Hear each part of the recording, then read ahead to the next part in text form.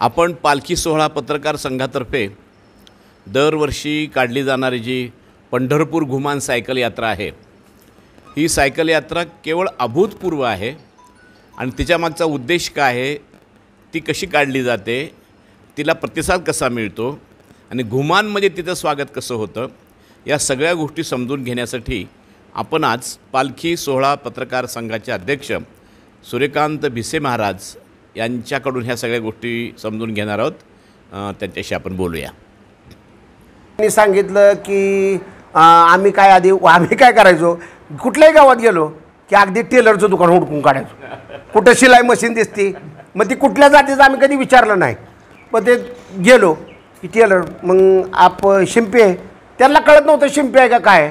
मग तिथे छिपा, टाक, दर्जी असे वेगळी प्रत्येक राज्यातली नावं. हां, तर मग त्यानं मग आप टेलर हो, मग ही समजायचं टेलर म्हटलं की. मग ते हा टेलर हो, तर मग आम्ही असं म्हटलं नामदेव महाराजांची यात्रा काढणार आहे, सायकल यात्रा, रथयात्रा, आणि आम्हाला इथं अंबाजीला दुपारचं जेवण पाहिजे, तर आपल्याकडनं काय सोय होईल का. ते म्हटले आमची 2च घरं आहेत म्हणले अंबाजीला, आणि 2 घराचं आमचं काय म्हटले, आम्ही जवळपास काही करावं त्यावेळेस आम्हाला काहीतरी 4 पैसे मिळतात, तर आम्ही काय खर्च करू. मग म्हटलं तुम्ही खर्च करू नका, पण आम्हाला मदत तरी करा, इथं हॉल मिळवून द्या, जेवणाची सोय करा, मग आमच्या सहकार्य करा. तर ते म्हटले आम्ही करतो. आणि सर आम्ही त्यांच्याकडनं तिथून गेलो, त्यांना सांगून सगळं करून अमुक तारखेला पालखी तर येईल ही करून, आणि आम्ही असं सगळे टप्पे ठरवत गेलो. 15 दिवसांनी सर त्यांचा फोन आला, भिसे साहब आप चिंता मत करो. क्या हो गया, अरे इधर हमारे 16 घर है. म्हणजे 216 कुठून 2, आणि त्यांनी माहीतच नव्हतं ना त्यांना. सर शेजारी नामदेव शिंपी समाजाचा माणूस आहे, पण जाणं येणं नाही ना, लोकव्यापारामध्ये व्यवसायामध्ये आपल्या गुंतलेली. 16 घर है, और हमने क्या किया है कि हर एक आदमी से घर से 10-10 हज़ार रुपये इकट्ठा किए हैं, 1,60,000 हो गए. हाँ, तो पूरा खाने का बंदोबस्त हम करेंगे, जुलूस निकालेंगे और सबका सत्कार करेंगे. मैं मतलब इतना बड़ा खर्चा कितना कई को करते हैं, आप खाली हमारे खाने का इंतजाम करो. नहीं आप आइए. सर ह्या सगळ्या लोकांना माहीत आहे, इतका प्रचंड जवळजवळ 5 किलोमीटरची मिरवणूक, 5 किलोमीटरची मिरवणूक त्या लोकांनी काढली, आणि सगळ्या लोकांना जेवण तर उत्तमच दिलं. इतका मोठा हॉल घेतला त्यांनी, धर्मशाळा, आणि सगळ्या लोकांना शाल श्रीफळ देऊन सत्कार, सगळं समाज मोठा स्वागताला.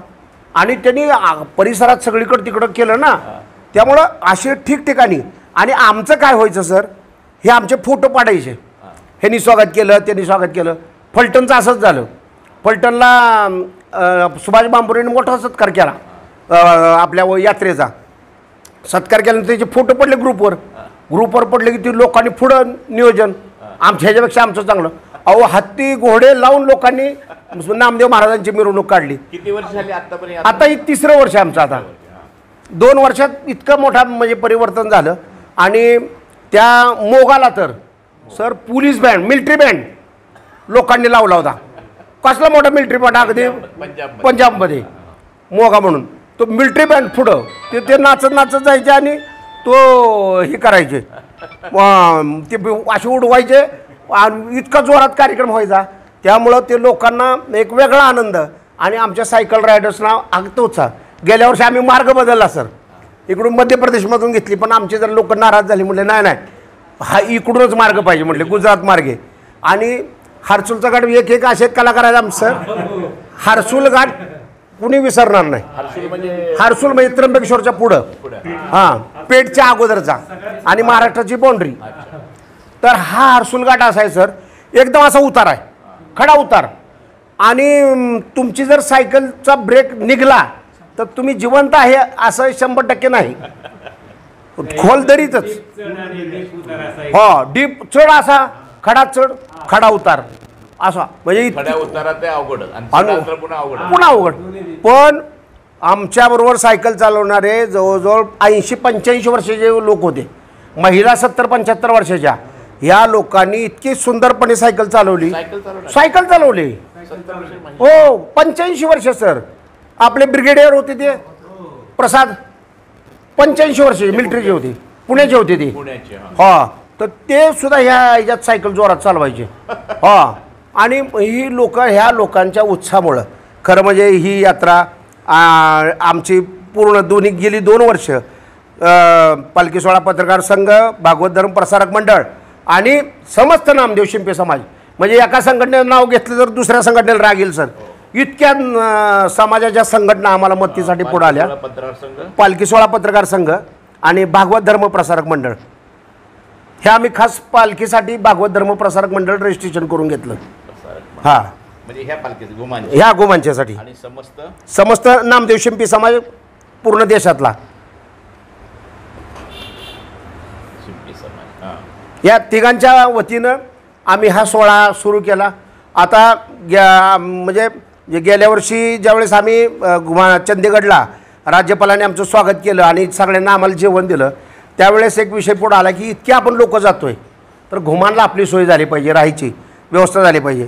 तर काय करता येईल, तर आम्ही पंजाबचे राज्यपाल आपले बनवारीलाल पुरोहित होते, नागपूरचे महाराष्ट्रातले. मग आम्ही त्यांना सांगितलं की सर तुम्ही आम्हाला एक मदत करा की घुमानला तुमच्या ह्याच्यातून आम्हाला संत नामदेव महाराजांचं भवन बांधून द्या. आणि त्यांनी ते तात्काळ मान्य केलं. कालच्या 23 जुलै 2024ला बनवारीलाल पुरोहित साहेबांच्या हस्ते त्याचं भूमिपूजन झालं आणि आज त्याचं काम सुरू झालं. त्यानंतर आम्ही कालच्या 2 ऑगस्टला मुख्यमंत्र्यांकडे मागणी केली एकनाथ शिंदे साहेबांकडं की महाराष्ट्र म्हणजे पंजाब राज्याने आम्हाला मदत केली, महाराष्ट्र शासनासुद्धा त्यात हातभार लागावा. आणि आता मुख्यमंत्री शिंदे साहेबांनी सुद्धा होकार दिला आहे. आता इलेक्शनचं पिरियड आहे, या काळात जर झालं तर ते एक काम म्हणजे 2 कोटीची मोठी वास्तू आज पालखी सोहळा पत्रकार संघ, भागवत धर्म प्रसारक मंडळ आणि त्यामध्ये प्रत्येकी 10 खोल्या,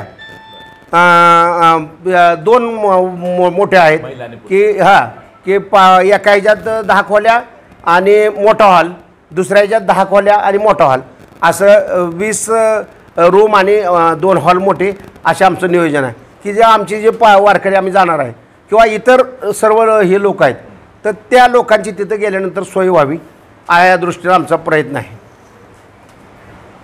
आता ह्यांचं आपण मनोगत आहे. हो, तुम्हाला पालखी सोहळा पत्रकार संघ याची आणखीन आपल्याला माहिती नंतर घ्यायची. हो, त्यासाठी ह्यांना अडकून ठेवायला नको. ह्यांची निवेदनं आपण आता प्रत्येकाने माझं मत आहे की आपलं उभारून नाव सांगावं आणि आपला अनुभव त्यामध्ये हे करावा. आता अनुभव आला तो असा आला की आम्ही सायकल चालवायचो, पण ज्या वेळेला त्या रथामध्ये जे विठ्ठलाचं भजन चालू व्हायचं आणि आम्ही ज्या वेळेला दमलेलो असायचो त्या भजनाची शक्ती आमच्यामध्ये आपोआप येत होती आणि आमचा उत्साह द्विगुणित होत होता.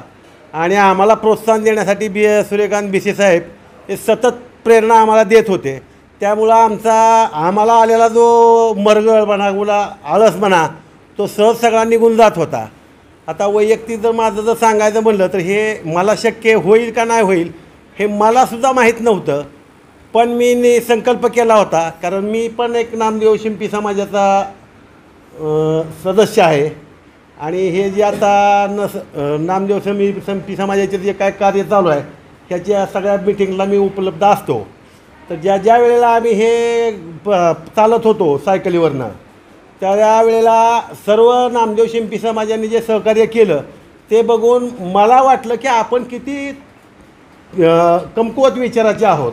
ह्या वारीमध्ये जात असताना ह्यांचा जो विचार आहे तो किती मोठा आहे. आणि ह्या गोष्टीला आज ज्ञानेश्वर आणि नामदेव महाराज हे दोघंजणं विठ्ठलाची परवानगी घेऊन ज्या वेळेला मुघलांचं राज्य असताना जे आपल्या समाजामध्ये अन्याय होत होता आणि आपल्या समाजाला एक दिशा देण्याचं कार्य संत ज्ञानेश्वर महाराज आणि संत नामदेव महाराज ह्या 2 संतांनी मिळून कार्य केलं.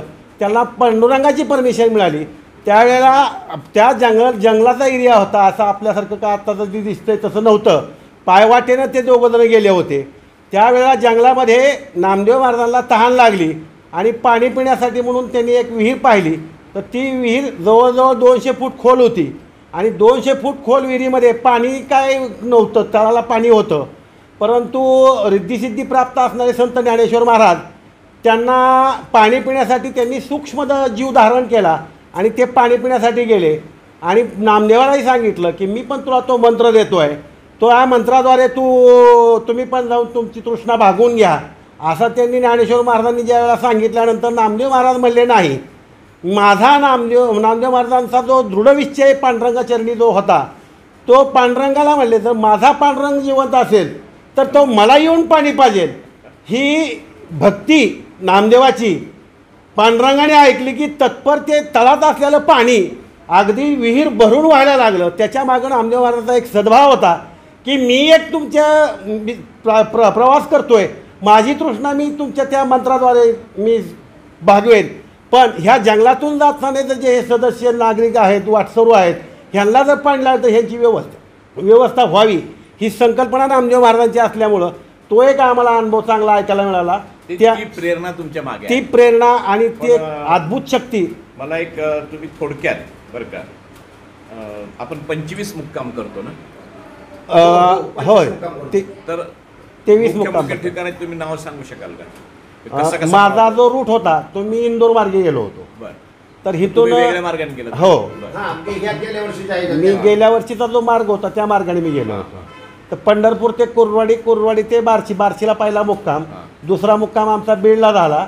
बीडवरनं पुढं मग आम्ही जालना, अजंठा, भुसावळ, बऱ्हाणपूर, इंदोर करत असं आम्ही गुना, मध्य प्रदेश, हां हे मध्य प्रदेश, मग असं द्वारिका वगैरे करत, द्वारिका, आग्रा, दिल्ली, मथुरा हे सगळं करत आम्ही गोमानला गेलो. तर तो आमचा प्रवास चांगला झाला, व्यवस्था पण सगळी चांगली झालेली आहे. 2500 किलोमीटरचं अंतर आहे. हो, आणि तुम्ही जवळजवळ 1 महिन्यात ते पार करताय. हो, 23 दिवस लागले आम्हाला. म्हणजे जवळजवळ रोज 100 किलोमीटर सायकल चालवतो. हो, 100. कधी कुणीतरी की बाबा त्याला रोजची सवय आहे 50-60 किलोमीटर सायकल चालवायची, त्यामुळे 100 थोडंसं ताकदपणा लावून करू 100. असं काही आहे का? म्हणजे तुमच्यापैकी नेहमी सायकल चालवणारे कुणी आहेत का? नेहमी सायकल चालवण्यामध्ये मी रोज नाही म्हटलं तरी 30 किलोमीटर सायकल चालवतात. तुम्ही 100 पर्यंत घ्या. हां, म्हणजे किती चालवता? कुठे करतो सायकल? कुठे चालवता? लोकललाच इथे चालवतात. काय म्हणून? सर व्यायामाची सवय म्हणून. बरं. म्हणजे तुम्हाला सरळ, बाकी तुम्ही असं 50-100 किलोमीटर चालवणार कोण नाही रोजचा? रोज कोणी चालवत नाही सायकल. आणि फक्त तुम्ही ती सायकल वापरता फक्त घुमान यात्रेला? नाही, आम्ही व्यायामासाठी पण वापरतो आणि गोमान यात्रेसाठी पण वापरतो. 2 अपवाद वगळता सगळे फक्त घुमान यात्रेसाठी सायकल उचलता. एरवी दुसरी दुचाकी पेट्रोल चालणारी गाड्या वापरता. मग तुम्हाला सराव नसताना 100 किलोमीटर रोज सायकल चालवणं शक्य होतं, त्यामागची शक्ती कोणती? ईश्वरी शक्ती. तेच तुम्हाला मी सांगितलं की जी विठ्ठलाचा नामघोष जो आमच्या दिंडीमध्ये चालतो, तो नामघोषाची जी ऊर्जा आहे तीच आम्हाला प्रेरणादायी ठरते. आणि मगाशी सांगताना तुम्हाला माझा विषय राहिला की वैयक्तिक माझं 105 किलो आजचं वजन आहे आणि मला माझ्या नडगीचे 2 हाडं मोडलेले आहेत, मांडीचं हाड मोडलेलं आहे, हाताचे हाडं मोडले आहेत. मला फक्त 24 तासाची मुदत दिली होती, त्यातूनही मी वाचल्यानंतर मी तसंच पुढं बसलो. पुन्हा मला डायबेटीस, तुमचा BP, कोलेस्ट्रॉल, थायरॉइड हे आजार झाले. हे आजार होऊन पुन्हा पॅरालिसिसचा अटक आला. पॅरालिसिसचा अटक आल्यानंतर सुद्धा मला पुन्हा भिसे साहेबांनी नामदेव महाराजांची यात्रा काढली म्हणून मला न्यूज लागली. न्यूज लागल्यानंतर मी म्हणलं की मला काही केलं तरी मला घुमानला यायचं आहे. आज 2 वर्षापूर्वी जी वारी निघली होती ती वारी मी बोकारे साहेब म्हणून आहेत ह्याला नांदेडला, त्यांच्यामार्फत मी गेलो होतो. रेल्वेनं गेलो होतो.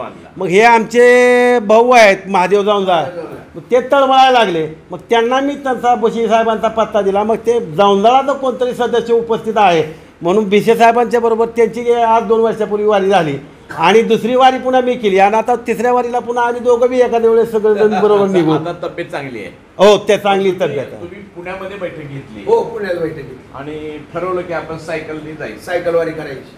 बस सगळं ऑर्गनाईज कसं केलं? सायकलवारीचं ऑर्गनाईज असं झालं की आधी आम्ही सगळा रूट 25 मला माहिती आहे की सायकल, मी स्वतः सायकल रायडर्स असल्यामुळं मला सायकल किती चालू शकते दिवसभरात ह्याचा अंदाज होता. आणि जसं पायी चालणारा माणूस ताशी 4 किलोमीटर जाऊ शकतो, तसं सायकल चालवणारा माणूस ताशी 15 ते 20 किलोमीटर जातो हा आम्हाला अनुभव होता आणि त्या दृष्टीनं आम्ही नियोजन करत गेलो. सकाळी 6 वाजता जर सायकल निघाली तर 8-8:30पर्यंत 25 किलोमीटर जाते. 25 किलोमीटर टप्पे म्हणजे दिवसभराचे दिवसभराचे केले, दिवसभराचे पण दिवसभराचे 4 दिवस 4 टप्पे केले. 25-25चे 4 टप्पे केले की उठलं की सुरू करायचं. सकाळी सुरू केलं की सकाळी चहा घेऊन निघायचं. सकाळी 9 वाजता नाश्त्याला थांबायचं.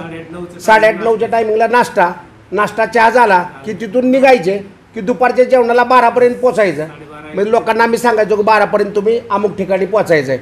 आमचे ते स्पॉट ठरलेला असायचं सगळ्याला. सगळे मागे पुढे होत असते. पुढं मागं होत होते. जी कॅपॅसिटी जेवढी आहे तेवढी तो चालवत होता सायकल आणि त्याप्रमाणे तो पोचत होता. मग जेवणाच्या वेळेस टप्पा मग 2 वाजेपर्यंतचा तिथं विसावा असायचा. दुपारी 12 ते 2. मग 2 वाजता जेवण झाले की पुढे निघायचे. ते 4-4:30पर्यंत सायकल चालवायचे आणि चहा घ्यायचो तिथं. मग काही लोक चहा द्यायचे, काही लोक थंड द्यायचे. ज्याच्याकडे जी उपलब्धता असेल ते मुबलक प्रमाणात म्हणजे तुम्हाला नको वाटेल एवढं लोक उत्स्फूर्तपणे द्यायचे आणि ते सगळं आम्ही करत होतो. आणि संध्याकाळचा टप्पा मात्र आम्हाला माणसं हुडकावं लागायची काय वेळेस सर की जे चतुर आहेत सायकल चालवायला ते आमच्याबरोबर यायचे बरोबर.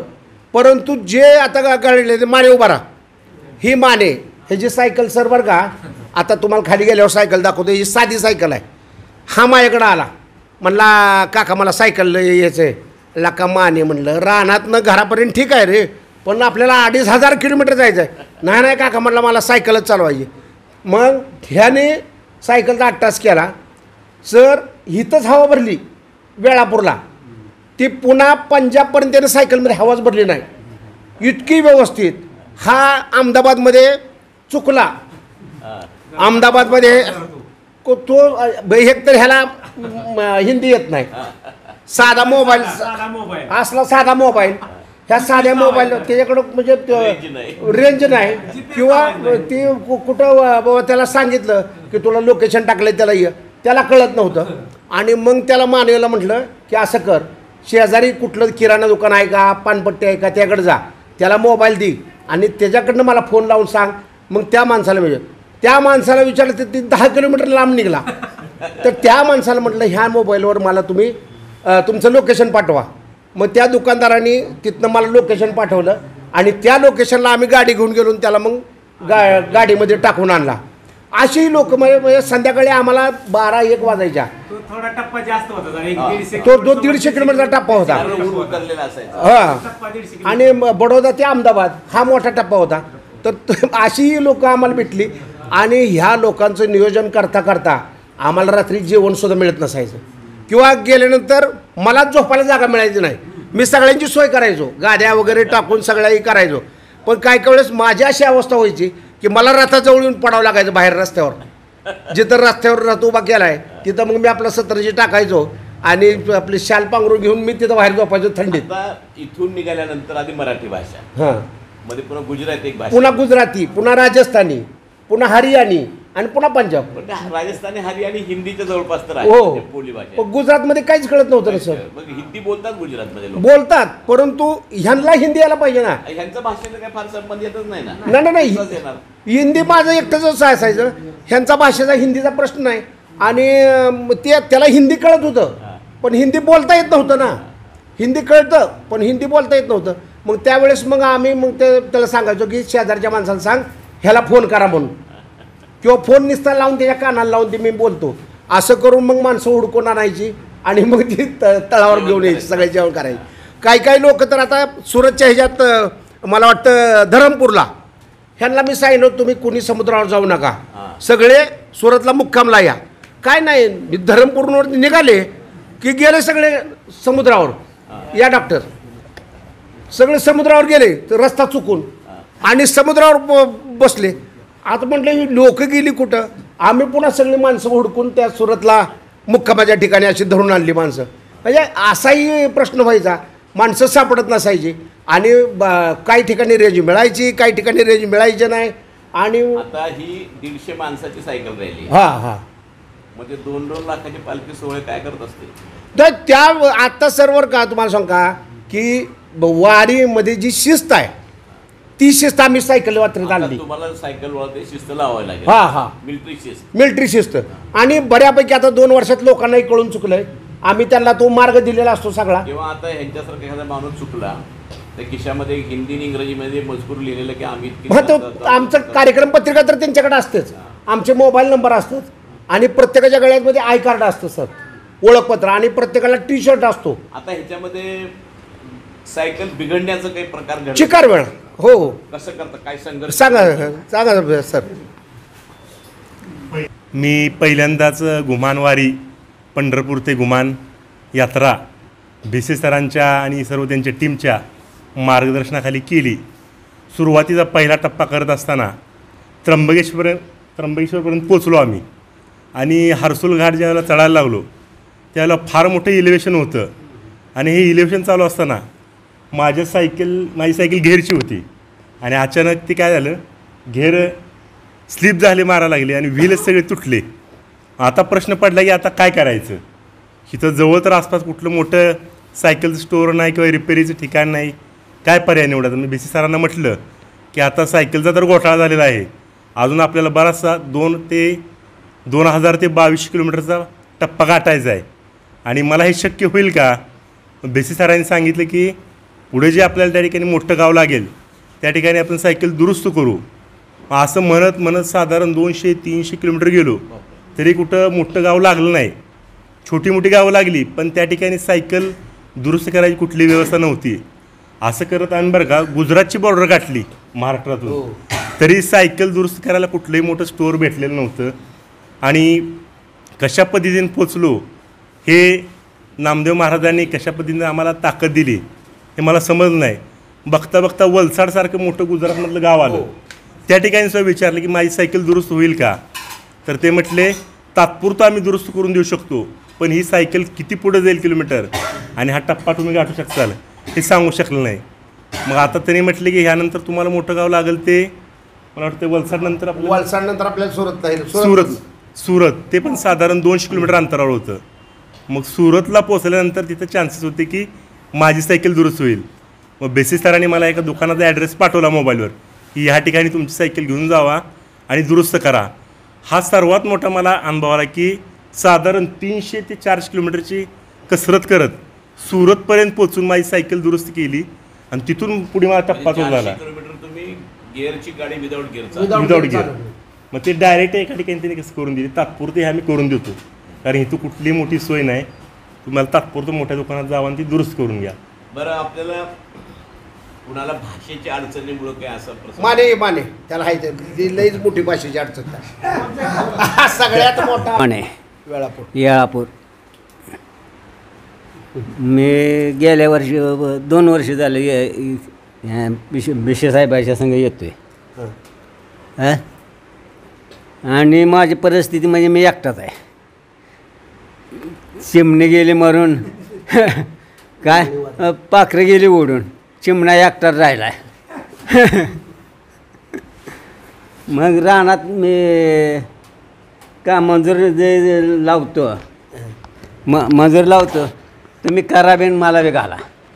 त्यांनी करायचं, खायचं, रोजगार बी घ्यायचा आणि जेवण बी करायचं, पैसे बी घेऊन जायचे. अशा परिस्थितीत मी ह्यांच्या मागं लागलो. म्हणलं आपण इकडे काय कधी तर थोडं लक्ष द्यावं म्हणून. आणि रानात पिकं असली का ह्यांच्या मागं जायला की पिकं सोडून द्यायची, तुम्ही करा बी खावावी. अशा अवस्थेत असतं. आम्ही कोणालाही लहानपणापासून 5 पैसे मागत बी नाही, मागणार बी नाही. काय हा हे शरीर परमेश्वराने दिलं, ही कष्ट करायचं आणि सगळ्याला दान. भाषेची अडचण काय आली? हां वारीचा अनुभव सांगा. वारी देव वारीत भाषेचं काय झालं तुला, बोलता येत नव्हतं? भाषा माझे मला हिंदी येत समजत नव्हतं आणि त्यांना मराठी समजत नव्हतं. ही पावर मला त्यांनी बोललेलं समजायचं पण बोलायला येत नाही आणि त्यांना मराठी बोलायला येत त्यावेळेस नाही. काय करायचं तू? हां मग मी काय चिठ्ठीवर आपलं हे लिहून घ्यायचं त्यांच्याकडनं आणि मी दुसरी चांगल्या माणसाला लावायचं. काय मराठी बी बोलणार. मला विषय करायचं की एकदा कल्पना निघाली आपण सायकलवर जायचं. पण सगळ्या लोकांना जमा कसं केलं होते? हां, काय झालं की आम्ही पत्रकारांनी त्या बातम्या वृत्तपत्रामध्ये मोठ्या प्रमाणात यात्रा काढायची आहे हे अशी म्हणजे आधी आम्ही संपूर्ण नियोजन करून आलो यात्रेचं की बाबा कुठल्या मार्गाने आपल्याला जायचं इथे कुठल्या मार्गाने आपल्याला जायचं आहे हा मार्ग अगदी फायनल केला आम्ही. आणि फायनल केल्यानंतर ह्याला वृत्तपत्रामधून मोठी प्रसिद्धी दिली. आम्हाला राज्यभर प्रसिद्धी मिळाली. सर्व महाराष्ट्रातल्या दैनिकांनी ह्याला प्रसिद्धी दिली. सोशल मीडियावर आम्ही ही केले. आणि काही ग्रुप आहेत पुण्यातले, आम्हाला इकडचे ग्रुप कोणाचे माहीत नव्हते, पण पुण्यातले ग्रुप आणि धैर्यशील मोहिते पाटलांचा अकलूजचा ग्रुप जो सायकल रायडिंग करतो, हे 2 ग्रुप आम्हाला माहीत होते. आम्ही या ग्रुपशी कॉन्टॅक्ट केलं. मग धैर्यशील मोहिते पाटलांनी आम्हाला त्या परिसरातले त्यांचे जेवढे सायकल रायडर्स आहेत त्यांच्याशी संपर्क करून दिला. आणि पुण्यातल्या सायकल रायडर्सनी पुण्यात सुभाष मांबरे म्हणून आमचा फलटणचा जो बातमीदार आहे, खंडेलवाल डॉक्टर आलेत, तर खंडेलवाल डॉक्टरांचा एक सायकलचा ग्रुप आम्हाला ह्याच्यात मिळाला. आणि ते पाठीमागं महादेव जाळून बसलेत आपले कुर्डवाडीचे म्हणजे तुळशीचे आहेत. तर ते माझ्याकडे असे झाले. मला म्हटले मी म्हटलं तुम्हाला सायकलचा अनुभव काय आहे का? तर नाही म्हटले, मी कधी सायकल चालवलं नाही. मग म्हटलं 2500 किलोमीटर जायचं आहे, तुम्हाला सायकल नाही म्हटले, माझं खंडेलवाल डॉक्टरांचं बोलणं झालं आहे म्हटले आणि मला जायचं. म्हटलं असं करा, आधी तुम्ही डॉक्टरकडे जावा. डॉक्टर खंडेलवाल कोणत्या गावचे? फलटणचे. फलटण. खंडेलवाल डॉक्टर फलटणचे. आणि त्यांचा टीम मोठी आहे म्हणजे सायकल रायडरचे. तर त्यांच्याशी संपर्क करा. आणि मग त्यांनी त्यांच्याशी बोलणं झालं. तुम्हाला सोशल मीडियामुळे ही यात्रा संघटित करणं सोपं झालं. पत्रकार म्हणजे वृत्तपत्र आणि सोशल मीडिया ह्या 2 ह्याच्यामध्ये महाराष्ट्रीयन लोक इतके आले. हां. आणि काही मध्य प्रदेशचे लोक कसे? मध्य प्रदेशचे लोक जे आता कसं असतंय सर, हे जे सायकल रायडर्स आहेत ह्यांचा ग्रुप जो देशभर फिरतो, ह्यांच्यामुळं काय झालं की त्या लोकांना म्हणजे कर्नाटकातले जे लोक आमच्याबरोबर जोडले गेले, तर ह्यांच्याबरोबर कर्नाटकातली लोक होती रायडिंगला, तर ते कर्नाटकचे लोक जोडले गेले. कर्नाटक, महाराष्ट्र, मध्य प्रदेश आणि गुजरात आणि या 4 राज्यातली आमच्याबरोबर सायकल रायडर्स असतात. तर ह्यांच्या ग्रुपमुळं सगळे नाव नोंदवली. सगळं आमचं कसं आहे, आमचा फॉर्म आहे, तो फॉर्म आम्ही व्हॉट्सअपला टाकतो आणि त्या व्हॉट्सअपचं त्यांनी तिथं प्रिंट काढून घ्यायची आणि तो फॉर्म पूर्ण भरून द्यायचा. आम्ही ही फॉर्म भरून घेत असताना आधी त्या जो सायकल रायडर्स आहे त्याच्या परिवारातला जो मुख्य महिला असेल तर त्याच्या पतीचा आणि पुरुष असेल तर त्याच्या बायकोची आधी सही असेल तरच आम्ही सायकल रायडिंगला परवानगी देतो. आहेत ना, महिला पण आहेत. नागपूर जवळजवळ बघा आता मागच्या वेळेस 15 महिला होत्या. 17 महिला होत्या. म्हणजे पुणे, नागपूर, मुंबई, या नाशिक इकडच्या सगळ्या महिला. 35 वया 25-30 वयापासून ते 75-80 पर्यंत आमच्याबरोबर सायकल रायडर्स. म्हणजे सायकल रायडर्स हे सगळ्या वयातले. मग तुमची 22 साली पहिली सायकल फिरी गेली. हां. आता हिला वारकरी संप्रदायाची मान्यता म्हणजे काय असणार की तुम्ही हे आमचा काही संबंध असताना म्हणून आहे? नाही. प्रोत्साहन त्यांचं आहे. कसं आहे की आम्ही कुठलीही नवीन म्हणजे आम्ही पालखी सोहळा पत्रकार संघ कुठलीही नवीन संकल्पना करत असताना आधी वारकरीच्यामध्ये जे मान्यवर आहेत ह्या वारकऱ्यांच्या मान्यवरांशी चर्चा करतो. आता ह्याच्यामध्ये ह्याचे आम्ही नामदेव महाराजांचे जे वंशज आहेत नामदास त्यांच्यावर अगोदर चर्चा केली की बाबा आम्हाला असं करायचं आहे. तर त्यांनी आम्हाला मोठं पाठबळ दिलं.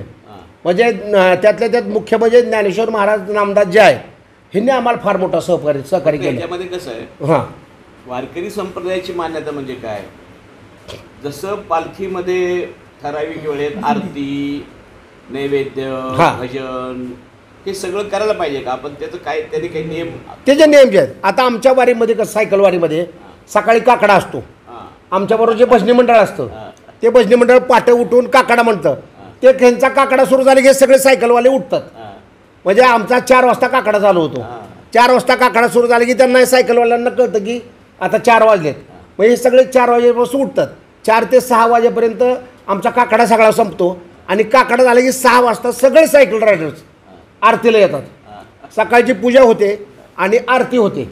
आरती झाली की मग 6 वाजता चहा पिऊन सगळे सायकल रायडर्स निघतात पुढं आणि सायकल रायडर्स निघाले की 7 वाजता रथ निघतो मागण्या सगळ्यात शेवटी. 150 सायकल स्वार, हां, 16-17 महिला, हो, असे रस्त्याने जाताना लोकांचा रिस्पॉन्स कसा असतो? हां, आता तुम्हाला सांगू का सर की मी सांगण्यापेक्षा लोकांचा रिस्पॉन्स डॉक्टर सांगा तुम्ही या इथे या, कारण त्यांना जो अनुभव आला आहे ना तो प्रचंड आहे सर.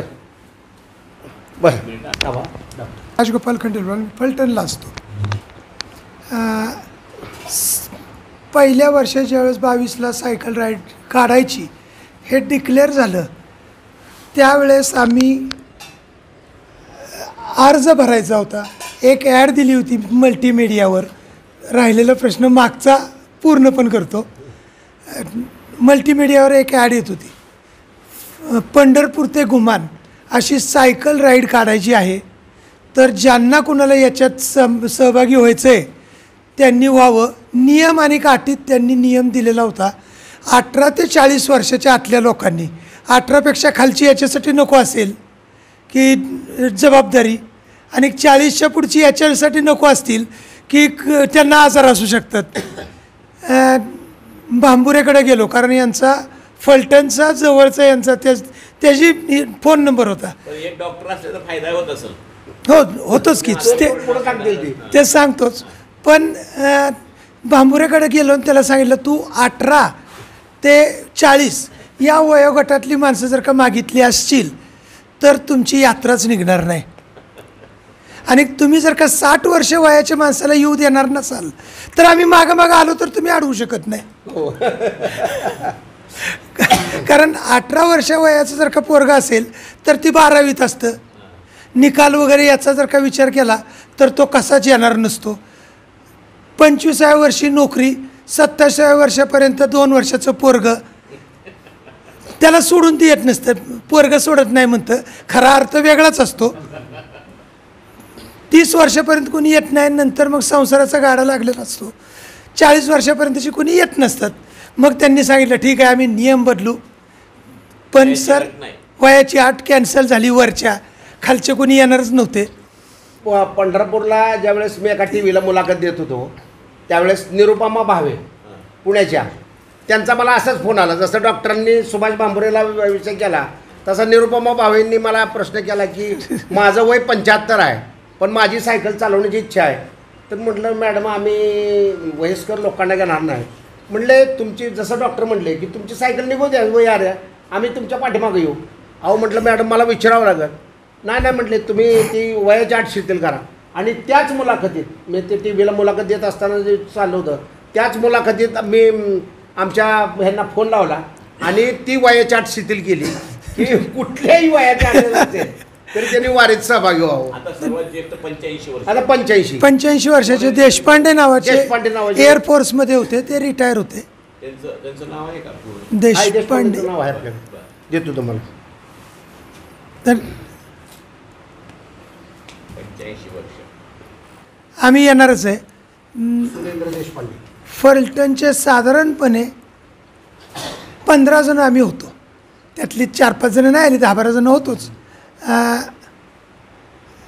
जाताना आता ते ह्याच्याकडे जाऊया की रस्त्यातले स्वागत कसं. 12 पंढरपुरातनं निघालो, पहिला मुक्काम फलटणलाच होता. समाज जास्त आहे. अर्थात जरी नामदेव शिंपी समाजाचे असले तरीही संत कुठल्याही एका जातीचा नसतो. त्याच्यामुळं फलटणमध्ये त्या लोकांनी केलेली अरेंजमेंट आणि इतर जातीच्या लोकांनी दिलेला प्रतिसाद एवढा प्रचंड होता. आणि त्याची जी मीडियामध्ये आणि न्यूजमध्ये जे आलं त्याच्यामुळं तिथून पुढं प्रत्येक मुक्कामाला दणकेबाज स्वागत.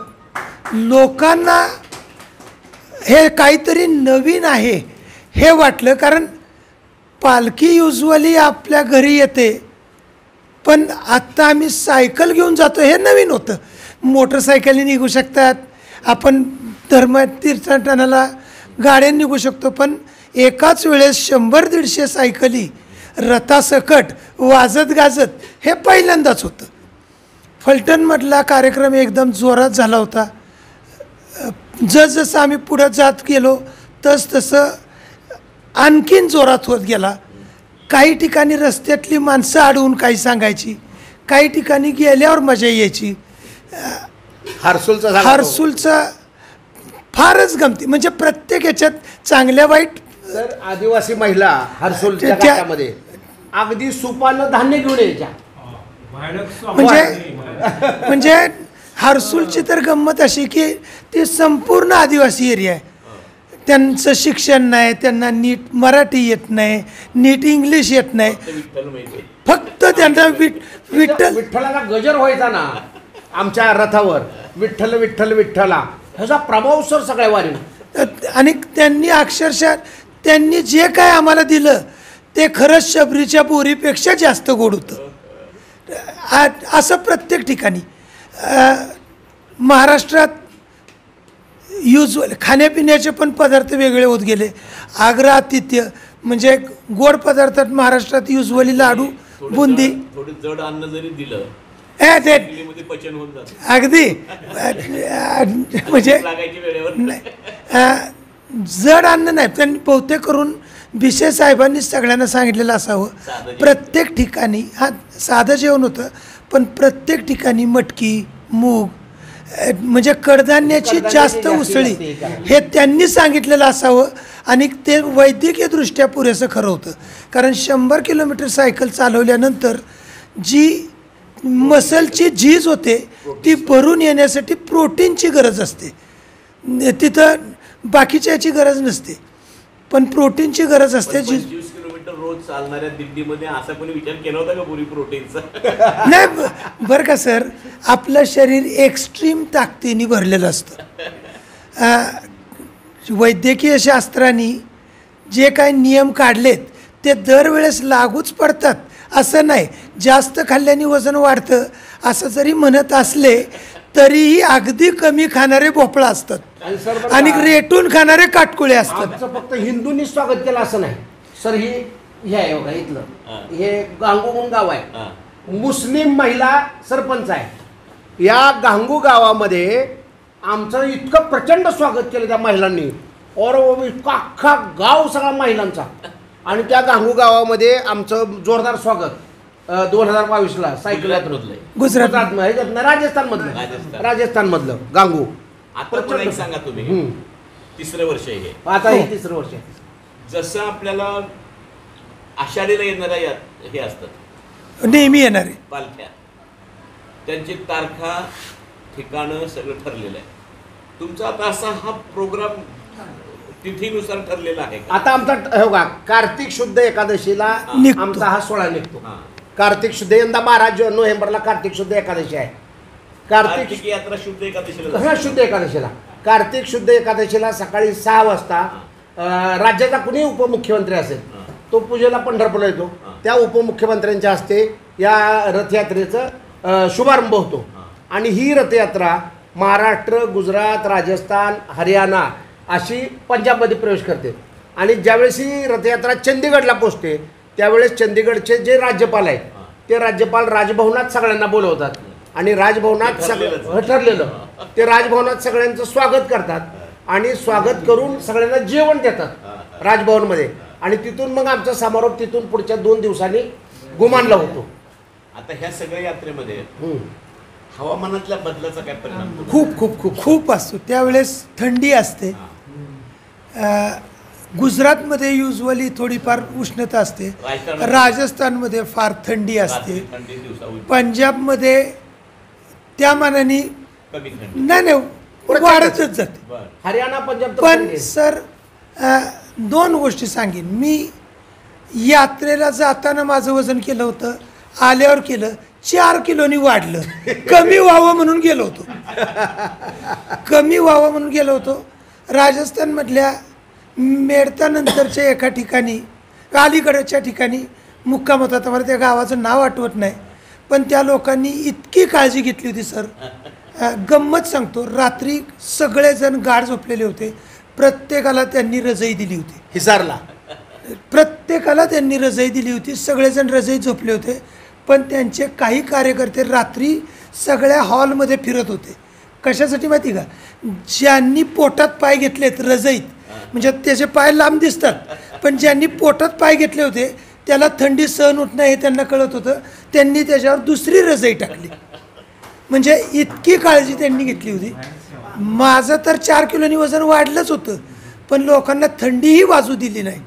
आणि घुमांमध्ये तर बरं का इथं नामदेव शिंपी समाजाचे असं तरी म्हणलं जातं. घुमांमध्ये तर पंजाबमध्ये नाही. तिथल्या तर लोकांना जातीचा प्रश्नच नाही.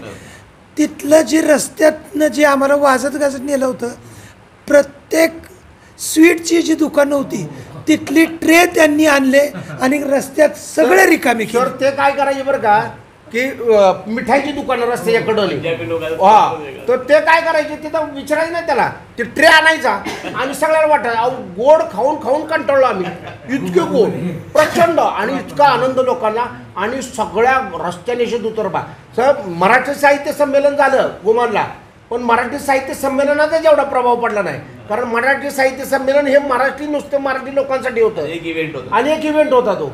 परंतु ह्या सायकल यात्रेनं 8 राज्य जोडली गेली. महाराष्ट्र, गुजरात, राजस्थान, हरियाणा, पंजाब, दिल्ली, उत्तर प्रदेश आणि मध्य प्रदेश ही राज्य जोडली गेली. आणि सांगायला आनंद सर असा आहे, मध्य प्रदेशमध्ये तर आता नामदेव शिंपी म्हणजे शिंपी कुणी आडनाव म्हणजे आडनाव तुमचं जोशी आहे, तुम्ही जोशी नाही लावायचं, अरविंद नामदेव. प्रत्येकाने आडनावच बदलून घेतलं त्यांनी, गॅजेटमध्ये तशी दुरुस्ती करून घेतली. त्यांना कसं होतं माहिती आहे, घुमांमध्ये हे जे आलेत ते महाराष्ट्रातनं आलेत.